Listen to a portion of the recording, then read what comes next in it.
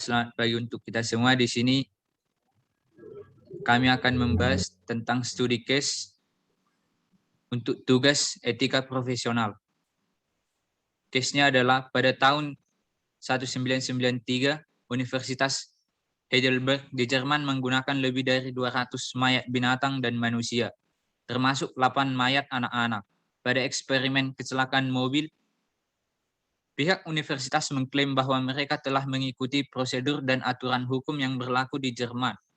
Namun, pada saat itu terjadi protes yang luar biasa di Jerman, khususnya dari pihak gereja.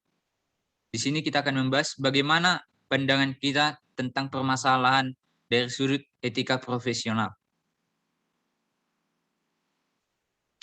Baiklah, yang pertama akan dijawab oleh Saudari Gabriela Sinaga.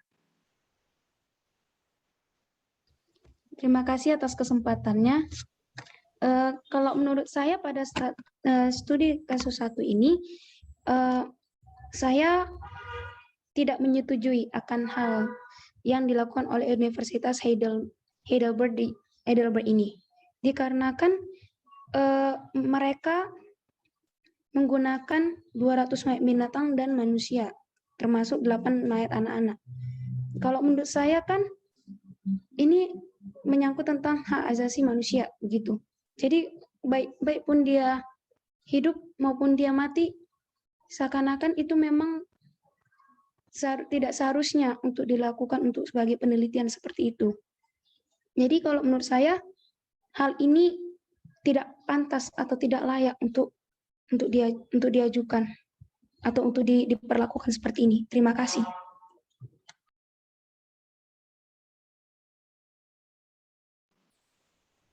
Baiklah, apakah ada sanggahan dari teman-teman?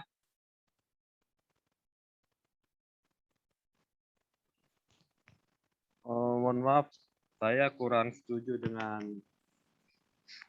dengan pendapat dari Gabriela, di mana saya di sini mendukung kegiatan yang dilakukan universitas tersebut karena mereka sudah melakukan sesuai dengan aturan yang ada di negara mereka, yaitu negara Jerman. Kita belum tahu apakah HAM diberlakukan di Jerman atau tidak, tapi mereka sudah melakukan aturan yang berlaku. Nah, adapun nanti protesan dari pihak gereja, itu sebenarnya yang universitas sudah melakukan aturan yang di negara mereka. Itu kalau protes itu sebenarnya sudah biasa jika ada pendapat atau sebuah keputusan dibuat. Menurut saya sih, saya setuju dengan apa yang dilakukan universitas tersebut.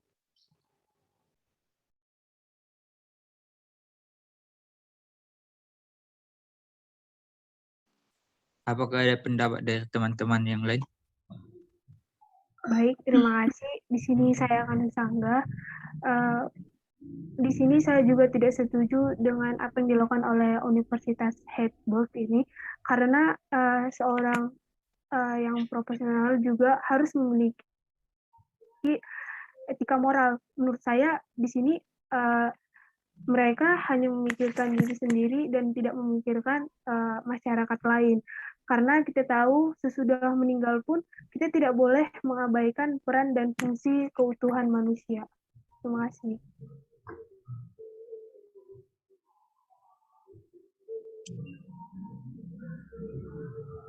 Menurut saya kurang setuju dengan pendapat dari saudari Romana, karena pastinya dari pihak universitas sudah mempertimbangkan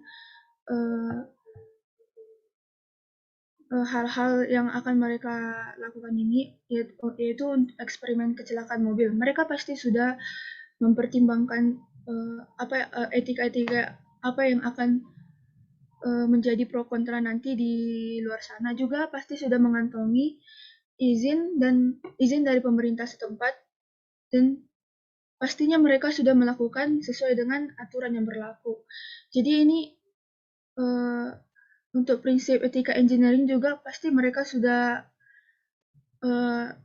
tahu tentang kewajiban dan tanggung jawab mereka, dan juga sudah pasti mempertanggungjawabkan setiap etika-etika seperti yang saudari katakan, seperti etika moral yang berlaku di negara mereka.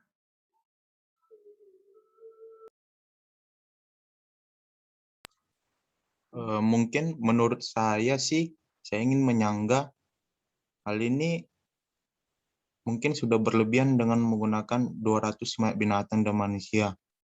Karena seharusnya pihak universitas mempertimbangkan untuk melakukan eksperimen dengan menggantikan itu, misalnya seperti menggunakannya pada boneka yang menyerupai binatang atau manusia. Baru dilihat dulu hasilnya. Karena termasuk 8 mayat anak-anak ini sih sudah berlebihan menurut saya. Baiklah, pandangan saya terhadap permasalahan ini, saya kurang setuju kepada Universitas Heidelberg karena di sini mereka menggunakan 8 mayat anak-anak untuk eksperimen. Walaupun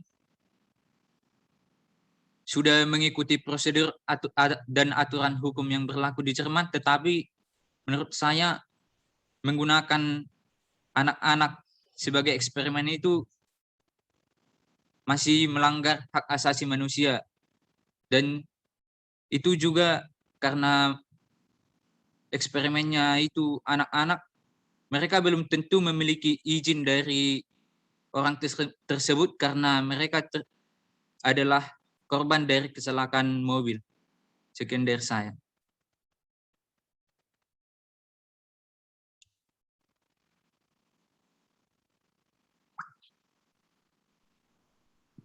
Jadi kan kita kan Indonesia, jadi kita belum tahu aturan yang ada di Jerman. Nah, siapa tahu aturan di Jerman itu mereka tidak mengakui HAM, jadi mereka mengikuti aturan tanpa HAM gitu.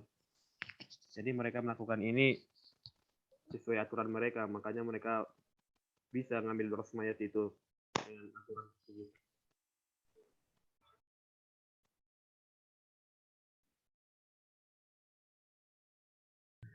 Menurut saya juga di sini kan tidak ada diberitahukan bahwa pihak universitas sudah menerima izin, meminta izin kepada orang tua dari mayat anak-anak tersebut. Kita tidak tahu kepastiannya, tapi menurut informasi yang diterima sebagai pro terhadap universitas ini, menurut saya pasti mereka sudah menerima izin dari orang tua dari pihak anak tersebut untuk melakukan sebagai eksperimen pada proyek yang akan dirancangkan oleh universitas tersebut. Terima kasih.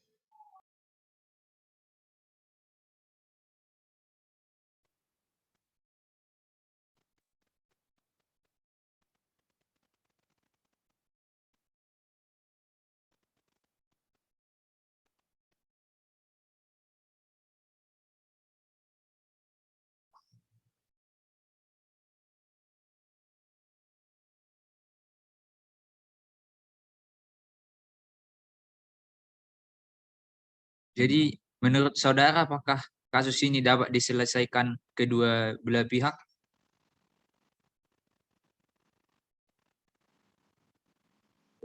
Kalau menurut saya secara kayak misalnya hubungan antara universitas gitu dengan pihak yang bisa dibilang menjadi alat eksperimen mereka atau korbannya. Kalau menurut saya itu mungkin jika tanpa perizinan dari pihak keluarga korban dan juga seperti itu, saya rasa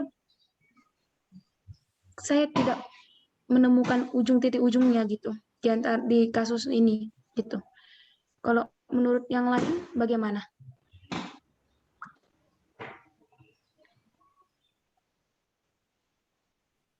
Menurut saya, jika pun percobaan ini harus menggunakan manusia atau hewan, setidaknya lebih diminimalisir. Soalnya ini 200 mayat dan sudah termasuk 8 mayat anak-anak. Dan menurut saya juga ini udah berlebihan. Mungkin biar apa lebih baik untuk melakukan apa ini percobaan ini mungkin lebih diminimalisir dan terus kalaupun lebih ada persetujuan antara dua pihak agar tidak terjadi pro dan kontra.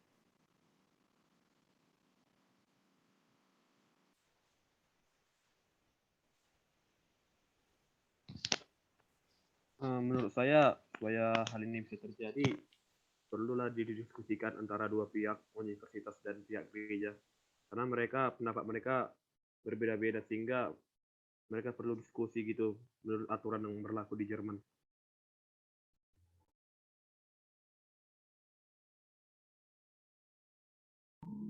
Menurut saya juga untuk mendapatkan titik terang dari permasalahan antara pihak gereja juga dan juga pihak universitas diperlukan adanya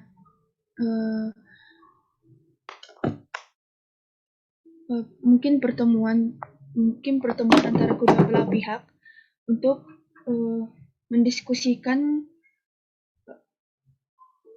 tentang hal apa yang perlu dilakukan untuk agar kedua belah pihak, yaitu pihak gereja maupun pihak gereja atau masyarakat dan pihak universitas sama-sama menerima keuntungan atau sama-sama menerima eksperimen tersebut dan tidak terjadi pro kontra lagi.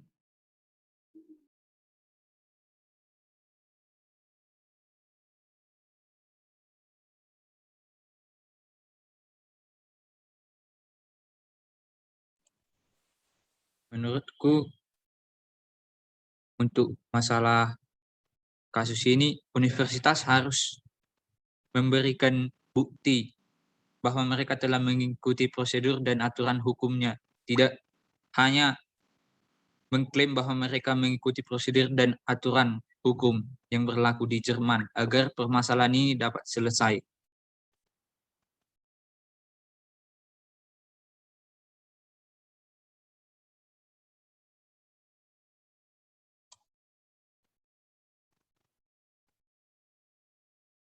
Apakah saudara dan saudari masih ada yang ingin menanggapi?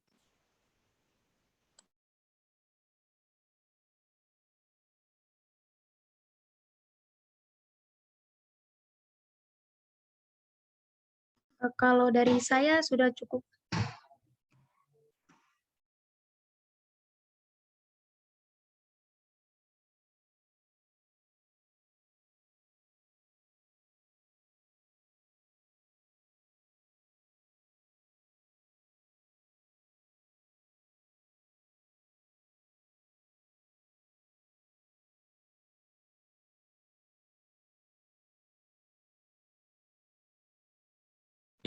Jadi di sini kita dapat membuat kesimpulan bahwasanya Universitas Heidelberg harus memberikan bukti-bukti nyata, tidak hanya mengklaim bahwa mereka telah mengikuti prosedur dan aturan hukum yang berlaku di Jerman, agar pihak-pihak yang protes terhadap universitas tersebut dapat menerima fakta yang ada. Sekian diskusi dari studi kasus kami dari kelompok 2. Terima kasih.